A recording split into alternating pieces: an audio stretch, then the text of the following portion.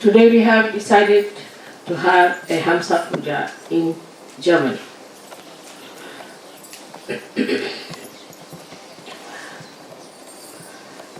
We have never yet paid much attention to this center of Hamsa, which is, I think, very important for the Western world rather than for the Indian or the Eastern. The reason is, at the Hamsa Chakra, part of the Ida and Pigila come out and manifest. Means the expression of Ida Pigala is given through the Hamsa Chakra. So this Hamsa Chakra is the one that as if has not gone up to the Agya, but is holding on certain threads or certain parts of the Ida and Pigala. And they start flowing through your nose, expressing through your eyes, from your mouth and from your forehead. So you know that Vishuddhi Chakra has got 16 petals which look after the eyes, nose, throat, tongue, teeth.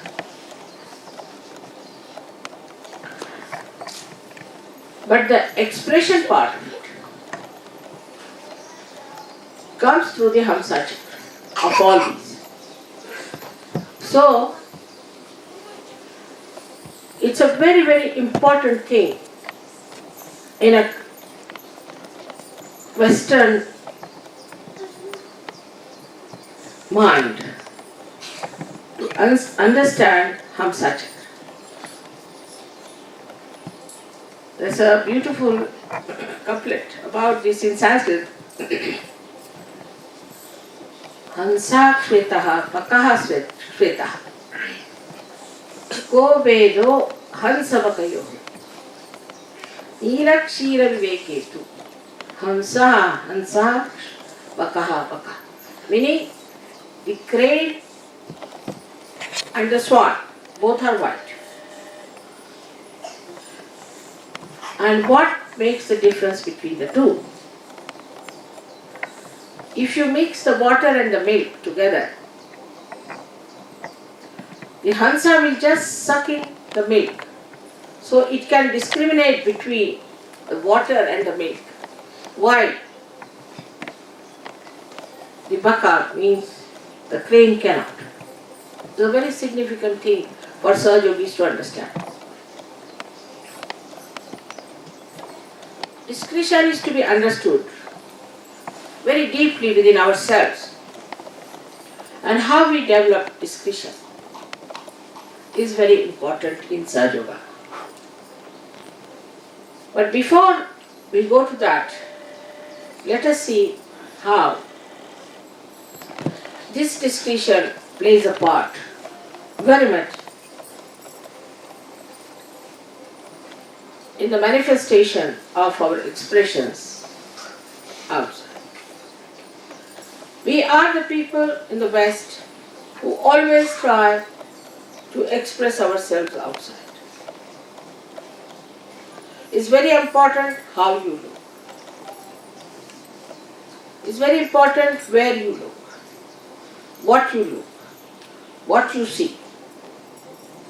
It's very important that your appearance should be good. Very particular, they spend lots of time in improving their appearances. This is the minimum. Then they have a method by which he called the medias. The country speaks or manifests through the medias. And the medias have to have a training. Every country has its specialty. one better than the other. And when you see all of them, you find they lack discretion completely. Also, in our speech, in our expression of literature, expression of poetry, expression of our relationships with others, any kind of expression requires discretion, which is a deep-seated knowledge or wisdom.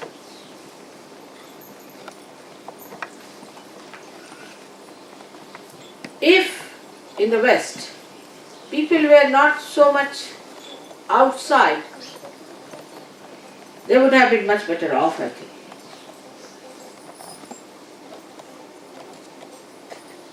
If, supposing in England, people don't become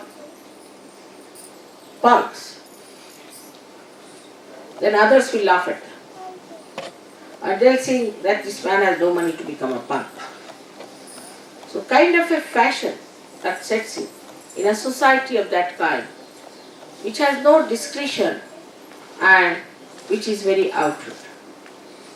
Fashions won't work out in countries where they are deeply rooted into traditions and into proper understanding of life. Of course, the countries which have been very ancient, have been traditionally trying to improve themselves with error and trial methods, have developed much better discretion, much better understanding. But the countries which are not gone through all that ordeal, have not worked out, have not gone through that discipline, lack in discretion. And that's why many of the people, though they are of very deep seeking, have gone astray. If they had discretion, they would not have gone astray, they would not have gone to wrong places, but the discretion was missing. So, it comes to the discretion how to use your Ida Nadi and Pingaladi. And discretion to understand what is good and what is bad. Now let us see the Ida Nadi. Ida Nadi is very important because the discretion in this can only come through traditional understanding. Ida Nadi starts from the Ganesha's point, Muladhara. So first we miss the biggest support, the biggest help, the biggest nourishment of holiness and auspiciousness at Muladhara, if we have no discretion. We always take the thing which is detrimental to our growth and also which may destroy us, not only us but the whole country. We like people who are destructive when there is no discretion. Discretion means that you must choose the things which are good for you, which are benevolent to you, which are good for the collective, which are good for your asset. On the contrary, the people who have no discretion fall into the traps of wrong type of people, like say Freud. I mean, to an Indian Freud, nobody can believe that you can go into such a nonsensical idea. But people accepted Freud more than they could accept Christ. Because the discretion was completely missed. If they had that traditional discretion in them, they would have been saved. That traditional discretion is the thing that comes through Ida Nadi. Now that's what that people call it as conditioning. And they say that conditioning is very bad. And people should not take to conditioning. And one should be free from conditioning, which is absolutely a wrong idea. In that also there has to be discretion. What conditioning is good and what is not good has to be taken. Now, because there is no discretion about conditioning also, outright discarding all traditions, all that is coming to us through our experiences of our forefathers, everything is discarded. The history is discarded. And we say, oh no, we are beyond it. We feel free. Like I was surprised yesterday in the plane, somebody told me, I feel very free when I have no clothes upon myself. I mean, if the clothes can imprison you, then what happens to the real prisons? What will they be for you? But that sort of a funny idea comes into the head of people, and they think that we can justify all the stupidity that we follow because we lack discretion. Intelligence cannot give you discretion. It cannot give you discretion as far as the conditioning is concerned. For a Sahaja Yogi, it is important to understand how you develop your discretion. Yesterday only I gave a very beautiful talk to the ladies of Paris, or I should say ladies of France, regarding the discretion of women.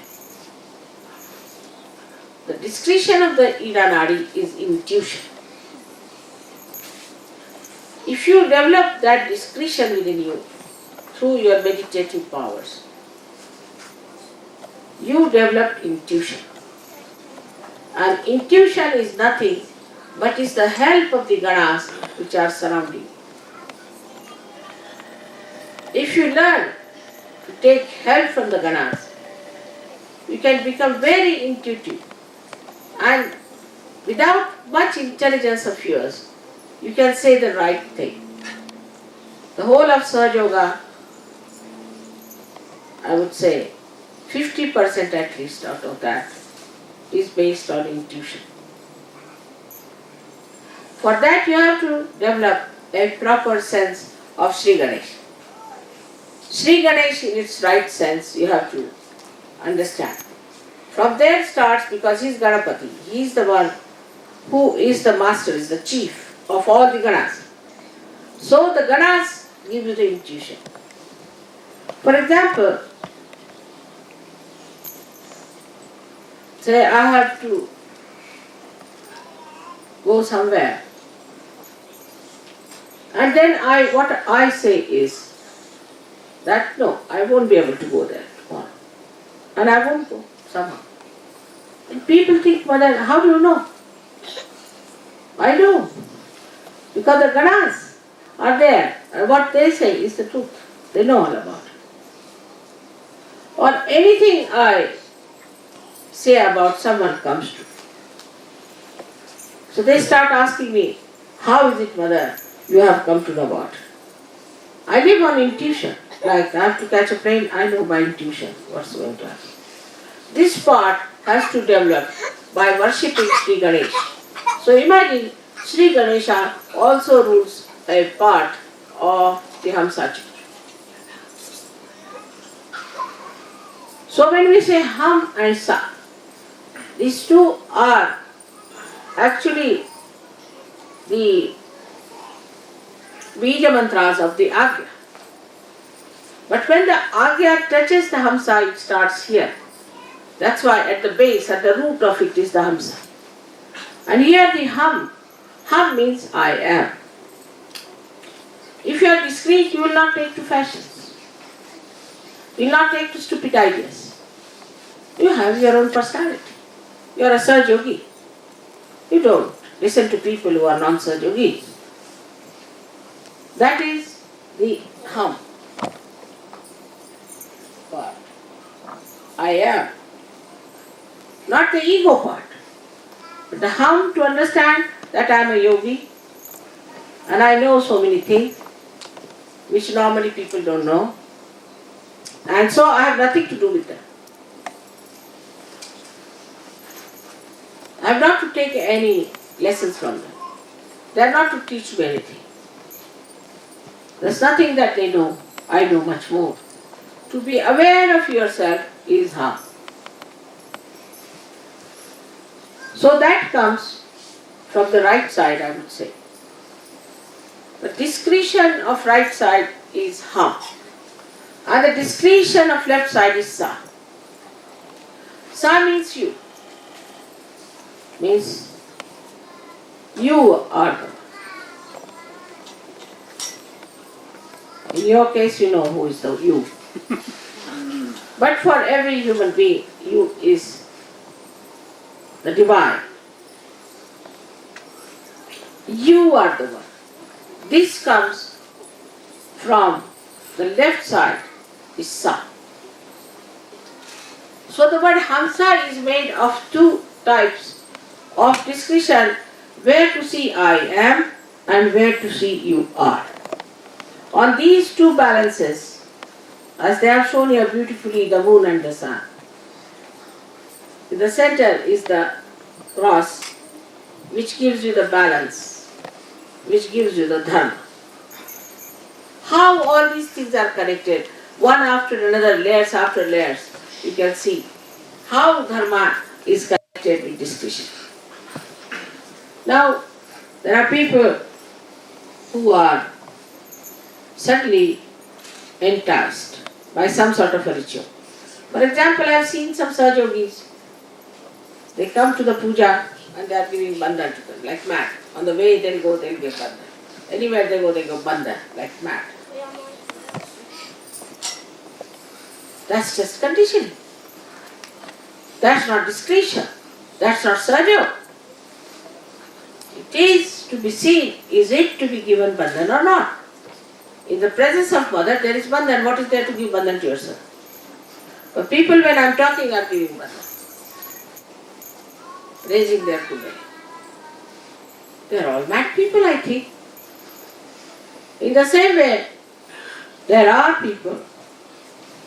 Yesterday I heard there's one kind of a music record is played everywhere in the ashrams, because they can all jump like on a camel. It's a music for the camels, you see. Now, this record everybody appreciates. Why? Because they can jump like a camel. Once you start jumping like a camel, human beings can't give up. They form habits. So they like that particular music. They'll go on jumping like a camel because now they have become camels, they have to behave like camels. Now there's some music which is like a horse, like the trot, maybe gallop, anything. Now once they listen to it, suddenly they start following that rhythm. Now they become the horse, which is galloping. Now if the horse is galloping, they become horses, and they only like that galloping music. So on and so forth. Could be a donkey, could be anything. We are not animals, we are human beings. And we are we are Sahajogis. We are not dominated by any particular type of rhythm or particular type of music. Every variety we can appreciate and understand as long as it is dharmic, as long as it is balancing, as long as it is auspicious and holy. So you can see on the Hamsa how many things are judged. I think the whole of Sahaja Yoga stands on the balance of Hamsa.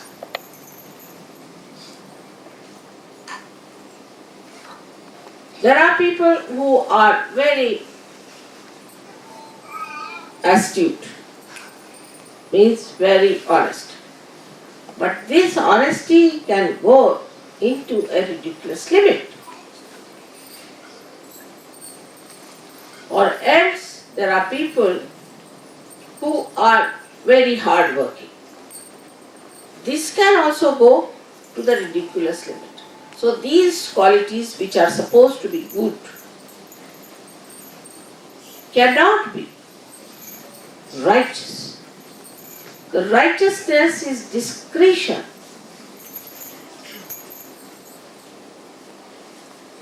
Glorified. If you have discretion, then you glorify that discretion into righteousness. Like we can say now, Christ, we can take Christ. Christ was such a discretion. When Mary Magdalene was stoned, he had nothing to do with prostitutes, It's nothing to do at all, no relationship. But he could see in discretion that these people had no business to stone her. He stood up there in his own courage. And he said that those who are not committed any sin can throw the stone at me. This is the power of his discretion, that people just felt that discretion within themselves, and they felt that in discretion, this man is a holy man, and we cannot throw stones at him. If you are discreet as Sir Yogi is, you will make others discreet also. Others will have to be discreet and to understand. And this Nirakshira Vivek is the differentiation between the water and the milk, the bad and the good can come to you if you develop that discretion.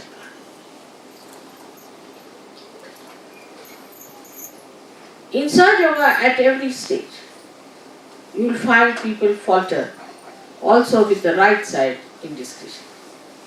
And the right side in discretion comes from the ego manifestation of people. This ego is, as I said, is hum. This ego doesn't work when it has to work. For example, I find some people went for a marriage in the church. Of course, that's wrong for Sir Yogis. We don't believe in any human religions, you know that. Alright, we went to the church is all. But they sent a lady to London to buy Laura Ashley dresses. To buy, and I think also maybe some men must be wearing tail coats to do the wedding. Where is that ego lost? That ego that you are a Sir Yogi was completely lost. And I think they all went for hairdressing, all kinds of things they did. And they all wanted to go there as old Christians walking to the church next to the graves of stupid bishops. It's not only here. India is much worse. As far as religion is concerned, the left side, they are very, very conditioned people. And there they fail to understand what is discretion. For example, we had Gyanadeva. He was such a great incarnation, and he didn't even have shoes on his feet. And these days they are taking out a big procession of palanquin, so-called shoes in it, of Sri Gyanadeva. And thousands of people singing praise. Just here. Who can tell them that Gyanadeva had no shoes? What shoes are you carrying in the palanquin? And whichever village they go, or whatever city they go, they are fed with sumptuous food. Everybody falls at their feet. The saints have come with a palanquin, and the shoes never belong to Gyanadeva in it. So this madness goes on. Now you see all these things happening around you.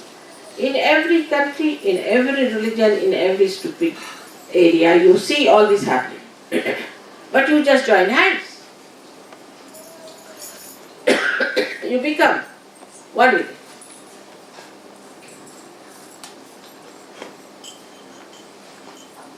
And then it becomes so difficult to understand what has happened. Now this ego, when used properly, then is discretion. Now also people have another very horrid conditioning apart from the religion is of the country. I belong to India, I belong to Germany, I belong to England. Everything is wretched.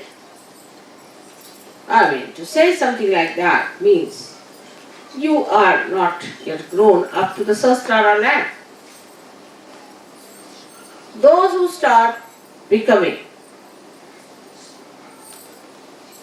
some nationality do not know that your nationality is transformed. Actually, don't need any passports. In the area where the divine reigns, no passport is needed. It's writ large on your faces. But still inside this deep conditioning is there. That I belong to this country, my country is very great, your country is not good. But when it comes to discretion is to think that alright, I was born in Germany. And Germany has made lots of mistakes. Let me work it out so that I get back all my German people into the area where resides peace, joy and happiness. There is, this conditioning is used in discretion. In everything you will find there are two sides. Which way you move is your discretion. For example, there are people who have a conditioning of a particular, say, a religion. Supposing they belong to the Jewish religion and have come to Sahaja Yoga, or they belong to Christianity and have come to Sahaja Yoga.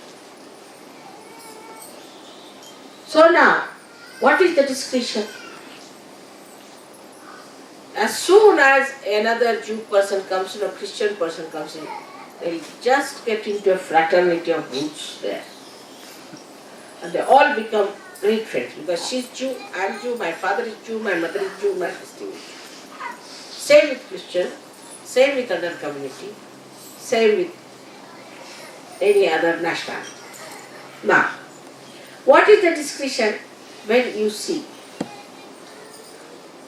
The best thing, discretion at that point, is to see what are the faults of the so-called human religions which are formed after the death of the promoters, or we can say the incarnations or the prophets who started the religion. This is first discretion. The second discretion is to read those scriptures and find out what is so special that these incarnations have said. For I would say, if there is a Muslim, he should go to Quran and see what's written in Quran as far as Sahaja Yoga is concerned. If it's a Christian, let him go to the Bible and find out whatever is written there as far as Sahaja Yoga is concerned, because Sahaja Yoga is the truth. And what truth is written has to be found out. If such a thing is developed, then you can go further if you are brave enough and can be courageous to go and tell the people that, see, what is this nonsense you are following? It's not written, it's not done. Whatever is written, this is the essence of the whole thing. That's the third stage where you have used your discretion as far as a particular religion and nationality is concerned. Now when I am, say, in the West, I have to discuss the West. But when I am in India, you must hear me. Don't understand the language is good for you. You lose all respect for the Indians. I give them left and right. And tell them what's wrong with them. But here, it is important that much is wrong with us in the West. So the discretion is to see what's gone wrong with us. Where are we now? Have you got any courage or not? For example, ladies don't have courage to wear a sari outside. Why? Sometimes doesn't matter. When Indians can wear your dresses, you can wear saris also. Or a man won't wear Indian dresses outside. Is a little hum is needed. They enjoy it, but they won't wear. They'll wear the same funny, holy pants. They can wear the punky stuff, but they can't wear something that is sensible, is good to wear. It's something that must give you the idea that we are different people. Now this red mark is very important because then you don't catch any boats. It has to be borne. In the Bible it is written that there will be a mark on their heads. But because there are so many other stupid people like Hare Rama, Hare Krishna, I don't think they wear any marks. We are frightened of the society. How to wear a mark? But supposing they say that you go about with the disheveled hair, we'll do it. Because that's allowed in the society. We are the people, we are not to be afraid of any society. We have to come out of it and we have to teach them. Whatever is good we are going to do, whether you like it or not. That's the sign of a saint. If you have seen any saint anywhere, they have gone all out to say whatever is right, whatever is to be done, and whatever is to be followed. That's the sign of a saint. Otherwise, if saint sometimes gets dissolved in the society, sometimes inside yoga, sometimes here, then what's the use of such saints? Tell me any saint whom you know who has not fought the society, who has not pointed out the mistakes of the society. In a very loud manner, without any fear. Have you known any saint like that? For Saj Yogis, it is very important to have that courage within themselves. If you develop your discretion, then it works out. On the ego side, what kind of a discretion you develop and how?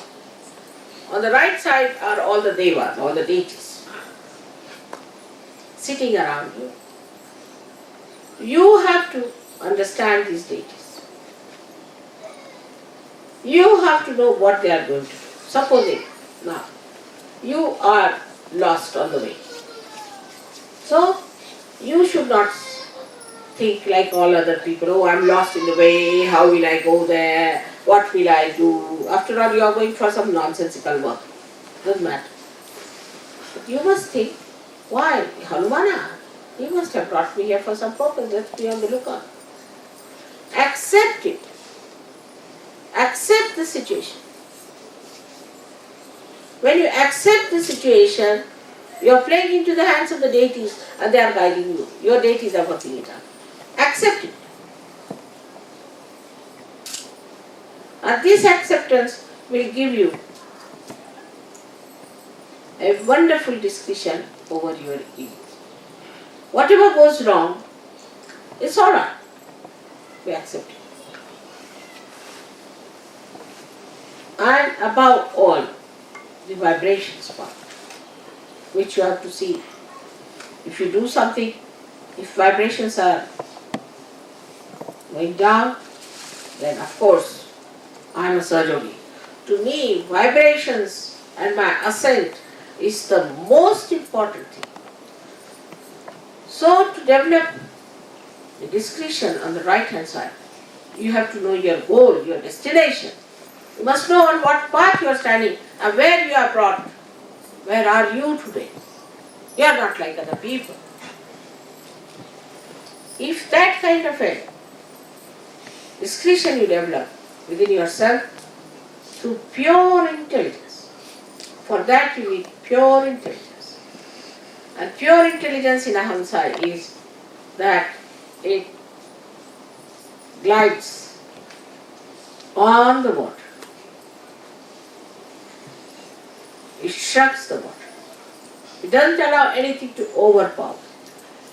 It's in the water, beautifully beautifying the lakes. Also, not allowing the lake to dissolve them or to overpower them or to covet them. This is the part where they are hum. If they want, they can dive down. If they don't want, they will not. They are gliding on the ocean of the samsara, of this bhavasagara, and they are not going to be drowned into it. That is the hum part of it, which you should have the discussion. On the one side, you should accept things that they come to. The best among these was Sri Krishna, I would say, who had real discretion. But after all, he was Sri Krishna. But his methods were so interesting of discretion that it's enjoyable to know about how he destroyed so many Rakshasas. Every time he did not use his Sudarshan chakra, he used his discretion. Like there was a Rakshasa who was trying to overpower the Pandavas, who was trying to overpower the people who were good. Sri Krishna said, now what to do with this horrible fellow? And this fellow had boons from Brahmadeva and from Mahadeva and everyone. So Sri Krishna is the center after all. So he wanted to organize a proper destruction of this horrible Rakshasa. So what he did, that there was a great right-sided saint meditating, and he had taken a vow that nobody should disturb me. At least the one who disturbed me for the first time, I should have power to destroy if I look at that person. And this one was meditating in a cave. Sri Krishna very beautifully ran away from the battlefield. His name is Ranchodas. It's little bit deliberately to say somebody that the one who ran out of the battlefield. So Sri Krishna ran out of the battlefield. But there was no way out to kill this horrible fellow. And he went and he was covering himself with a shawl. He went into that cave and covered that saint with his shawl. After Sri Krishna was running this horrible Rakshasa to kill him, Sri Krishna went and hid himself. When this Rakshasa came near the cave, he saw the shawl covering this saint. He said, "Oh, so now you are tired and sleeping here, running away from the field. Get up now." As soon as he said this saint got up and looked at him, and he was completely burnt.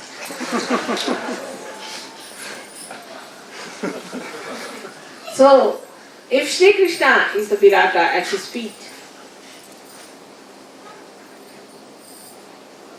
or if Sri Krishna is Vitthala on his head, in between the two resides Hamsa Puja.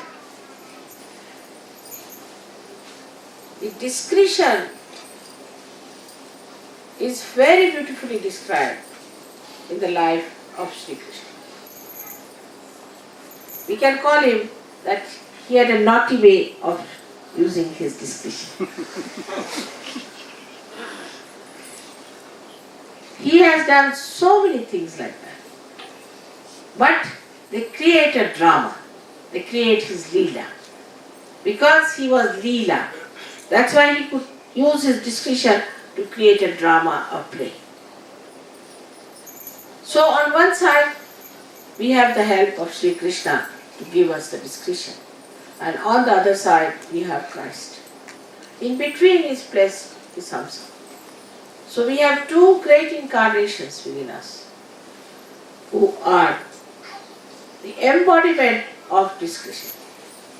So one side is Sri Krishna, who is one who looks after the conditioning side of it. And the other side is Christ, who starts looking after the ego side of it. The one who says on the cross, "Oh God, forgive them because they do not know.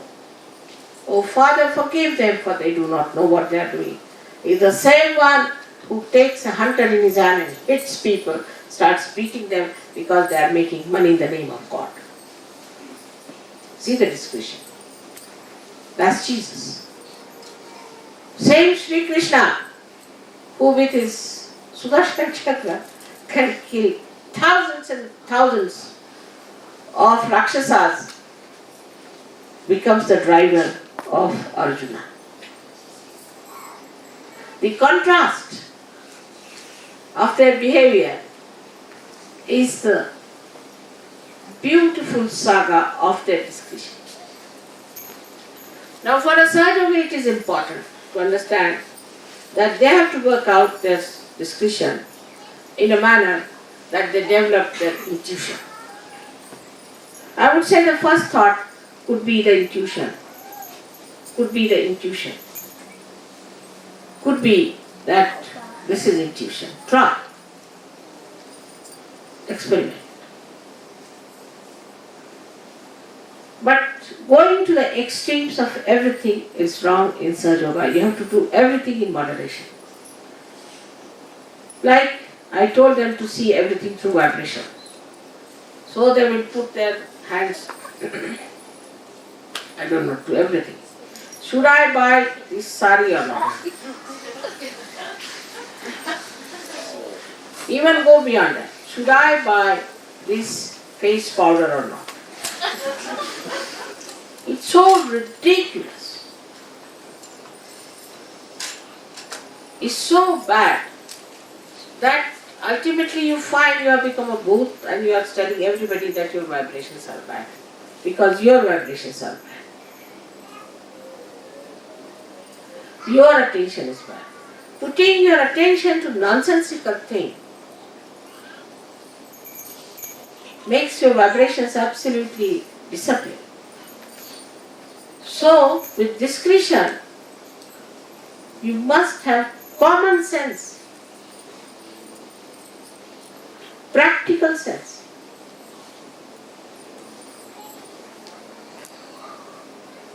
I've seen people suddenly talking to anybody about Sahaja Yoga. No, it's not practical. Sahaja Yoga is a precious diamond. You cannot give it to every person. I've seen people at the airport raising Kundalini of everything. No, it's not meant. They have to come to Sahaja Yoga. They have to ask for it. They have to beg for it. Then only they can get their realization. We don't want quantity, we want quality. All my lectures, if you see in that, I have been insisting on the quality of Sahajogis and the quality of the seekers. But when we start thinking of getting a majority for a vote for Sri Mataji, I have to say, I am not standing for any election. Whether you elect me or not, I am elected.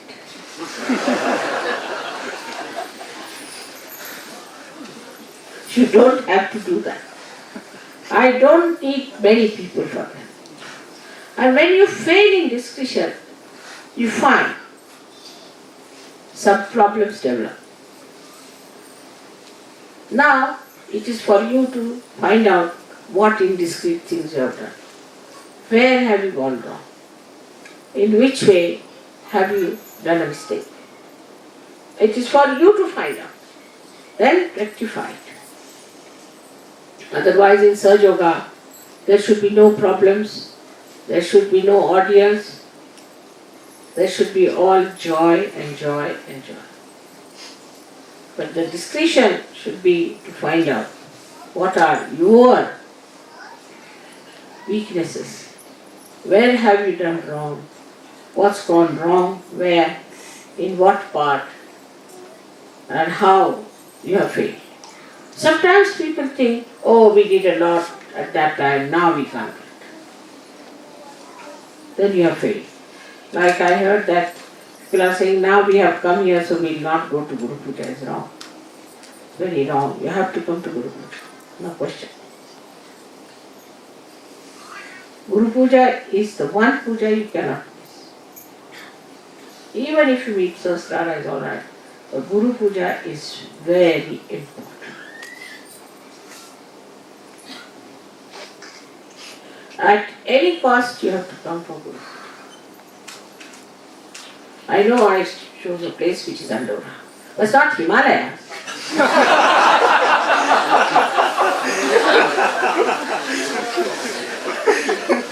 Now the Sahaja Yoga is so comfortable that we want that there should be no change of flights.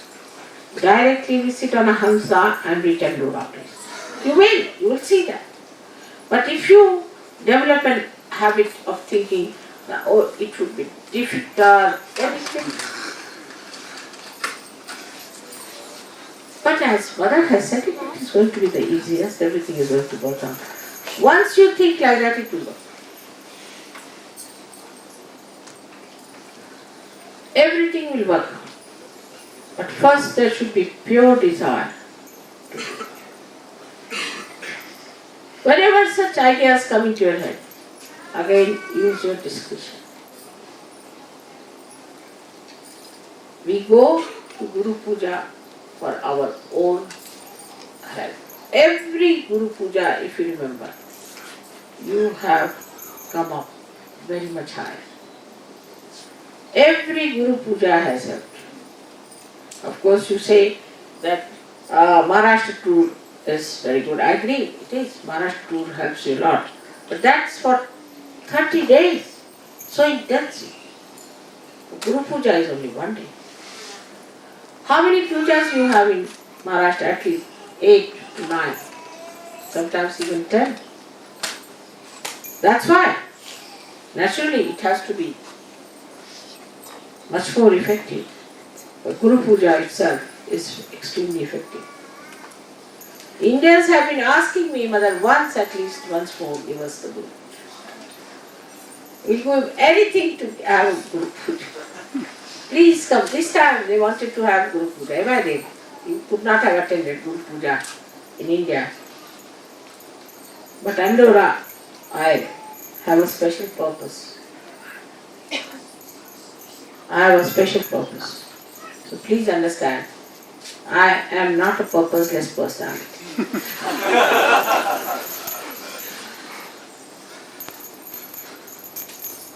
Gradually you learn how I fulfill the purpose.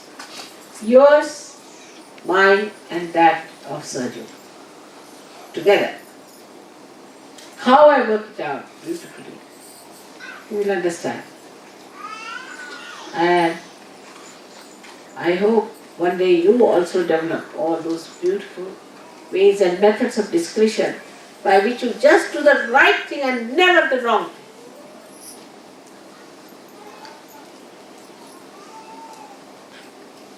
Now for the treatment of Hamsa Chakra, which is more on the physical side, it's outside, that's why it has to be much more on the physical side also. So as we have used the ghee and all that, you know very well to put the Hamsa Chakra on that. Also, for Hamsa Chakra is important not to kiss people. I think kissing must be given up. Because in kissing, you do allow the germs of another person. In Sahaja Yoga, it's alright. But once I say that, that doesn't mean you go all crazy with the kissing. No, not that. If in India you go and kiss somebody, he'll just be standing. The more you start expressing your love by all these gestures, the less it is inside. The more you give expression now, for example, there's a method of expressing thank you. And you go and say thank you. Just a lip service. But many people in many countries don't say thank you at all. They're very grateful. Inside, gratefully inside, creates the depth that is necessary. So, to do it superficially, anything too much has to be avoided in your discussion.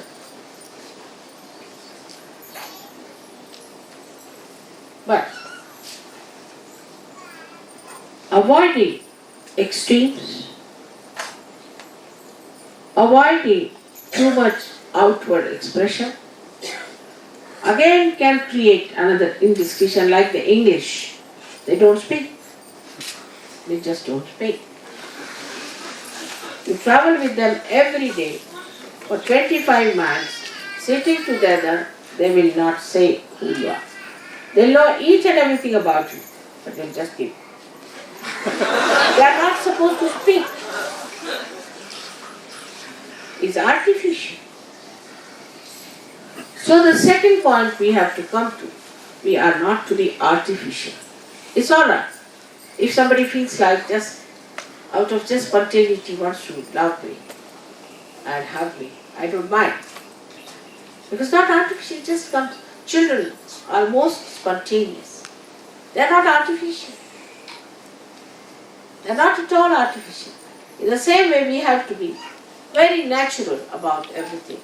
It's alright while talking to each other if the men hit the man a little bit. Doesn't matter.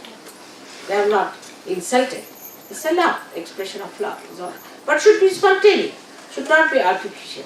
We should not take to artificiality in Sajoga at all, by any chance. But wearing clothes is not artificiality. To be decent is not artificiality.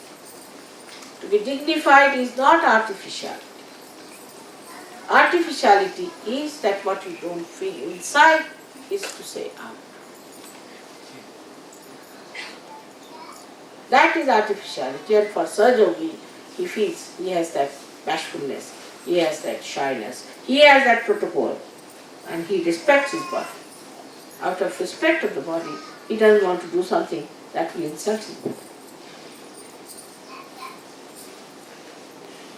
And that's how, if you understand how far to go and how far to stop. Then there is another way of indiscretion in Sajoga which I have seen, is that people start using me in many purposes like that. Like supposing now somebody is writing a poem. So he'll come to me and say, please correct my poem. I'll correct 1 poem, 2 poems, 3 poems, 10 poems. Then he will lose the capacity to produce poems. You should not use me for your own purpose in that manner. But in any case, you are using me. But with the understanding that Mother is all the time with me and is helping me, there's no need to come forward and jump on my time and to take my time and to bother me so that I should feel, oh God, when will I get rid of this? Or others have a thing, Mother, you must come to my house, you must take my child, you must meet my husband, he might be a drunkard. So taking attention to what you call yours is also indiscretion. Instead of that, you put your attention to me instead of taking my attention to you. It's a very delicate line, as if we are walking on a sword.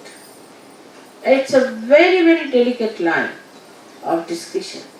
But once you know, as a state within yourself, you are discreet. You cannot be indiscreet even if you want to. And that is what is the ascent part. So once you come out of this chakra and pass through your agya, you enter into sastara where you have to be discreet. Whatever then comes out from there blessed, whatever expression comes out blessed from the sastara is all discreet and beautiful. Some people have a habit of dominating me also. Like I am talking, they are talking with me. If I am saying something, they will come. Then I play tricks. I am good at playing tricks. But I'm very discreet. It's alright. My discretion plays the tricks. Because if I'm direct, you won't like it. So better be discreet and play tricks. In everything that we do, discretion expresses itself. And if you are a solid Sahajogi or a Sahajogini, your discretion is evident and everybody sees it and knows it that it is there.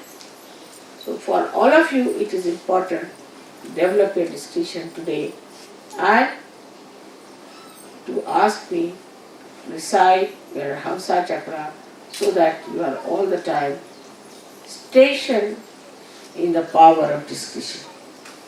With discretion we have evolved to human state. And to go further, we have to develop our innate discretion, which I think is the essence of all the religion, of all the adventures we have had, of all the lives which we have known, is the discretion around which everything moves. May God bless you.